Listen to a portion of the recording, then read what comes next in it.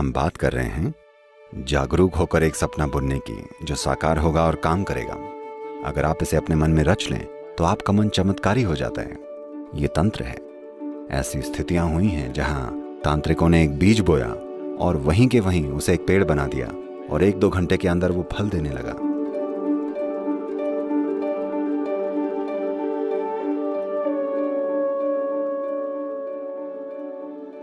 इंसानी जीवन के 2 आयाम होते हैं। पहला है कि इंसान को बस होना आना चाहिए, और बेशक दूसरा इंसानी काम है, इंसान कुछ करना चाहता है। अगर आप दुनिया में कुछ करना चाहते हैं तो आपका सपना जितना बड़ा और जीता जागता होगा उतना बढ़िया होगा। अगर आपका सपना कमजोर है और हर रोज ये बदलता रहता है तब वो साकार नहीं होने वाला। इसलिए जब आप कुछ करना चाहते हैं तब आपको एक सपना चाहिए।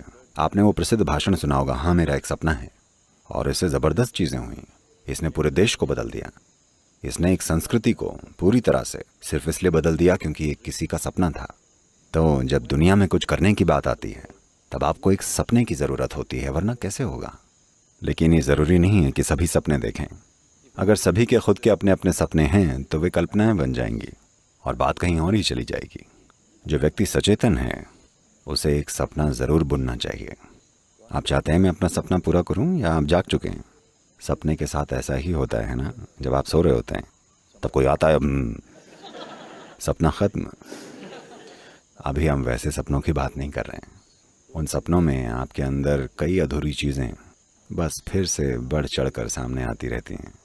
लोग रात में जो सपने देखते हैं वो ज़्यादातर बस अधूरी रह गई वास्तविकताएं होती हैं जो कई तरह से अजीब रूपों में प्रकट होती रहती हैं। ज़्यादातर सपने बस बेहिसाब विचार होते हैं जो बस चलते रहते हैं। सपने 4 अलग अलग प्रकार के होते हैं, लेकिन सपनों का एक बड़ा हिस्सा केवल अधूरी इच्छाएं हैं। हम उस तरह के सपनों की बात नहीं कर रहे हैं। हम बात कर रहे हैं जागरूक होकर एक सपना बुनने की जो साकार होगा और काम करेगा। देवी असल में एक सपना ही है। मैंने उन्हें रचा है, लेकिन वो असली हैं और काम करती हैं।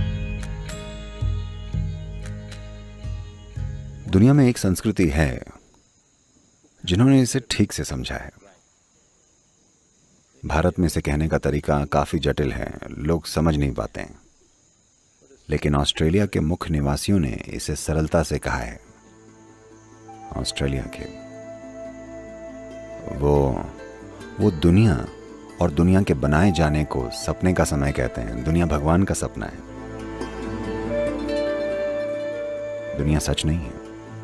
अभी भी भगवान बैठकर सपना देख रहे हैं। ये सब अभी जो आप यहाँ बैठे हैं ये उनका सपना है, ये सच नहीं है। ये सृष्टि का एक सटीक वर्णन है, बहुत ही सरल पर सटीक। हम यहाँ इसी को माया कहते हैं।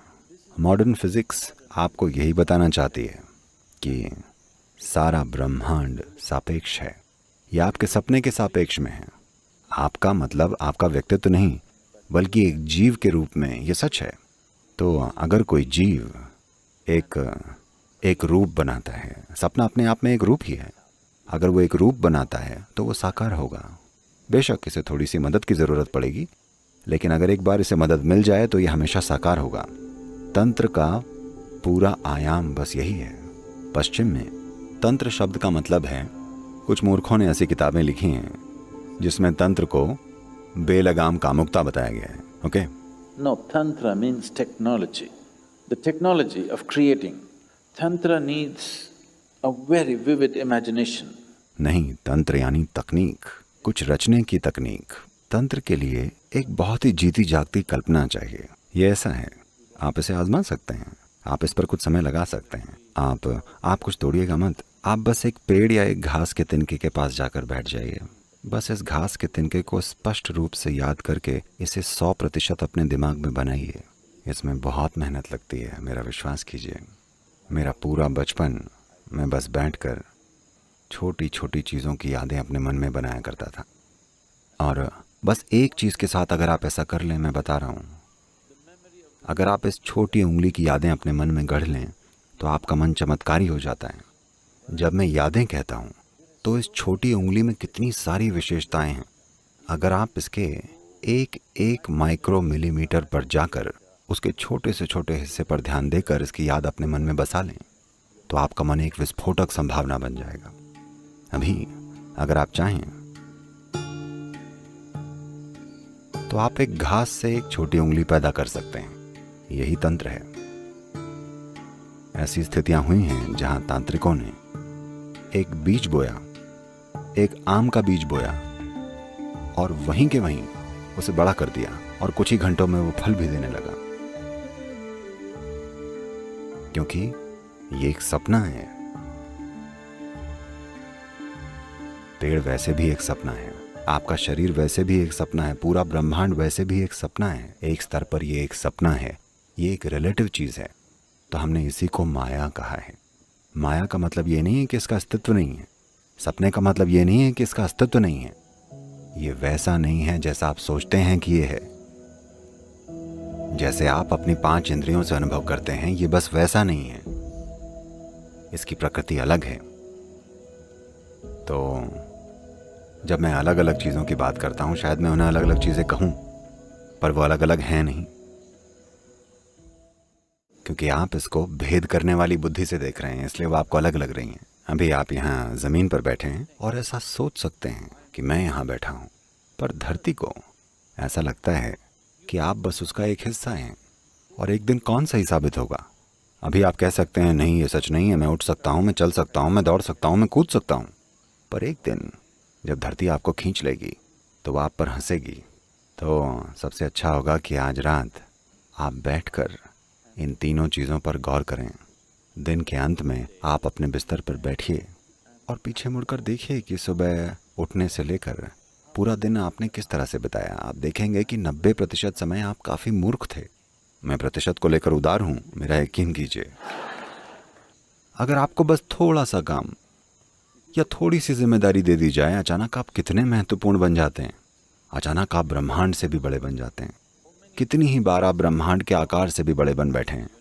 अगर आप इस पर गौर करें तो आप पाएंगे कि ज़्यादातर समय आप बस सूझे हुए हैं। कितनी ही बार आप अमर बन गए थे, यानी आप अपनी मौत को लेकर जागरूक नहीं थे। और कितनी ही बार आप अपने आसपास के लोगों और चीज़ों को बिना किसी जुड़ाव के देखते हुए घूमते रहे हैं। बस इन 3 चीज़ों पर ध्यान दीजिए, आप देखेंगे कि आपको रात भर हंसते रहना पड़ेगा। रोना मत शुरू कर दीजिएगा, बस अपनी मूर्खता पर हंसना सीख लीजिए। आप देखेंगे कि आपका सारा कचरा बहुत तेज़ी से खाद में बदल जाएगा, और खाद विकास के लिए अच्छी होती है, आपको पता है। हाँ, हर दिन आप अगर ऐसा करेंगे तो आप बुद्धिमान हो जाएंगे, मेरा यकीन कीजिए, बहुत बुद्धिमान।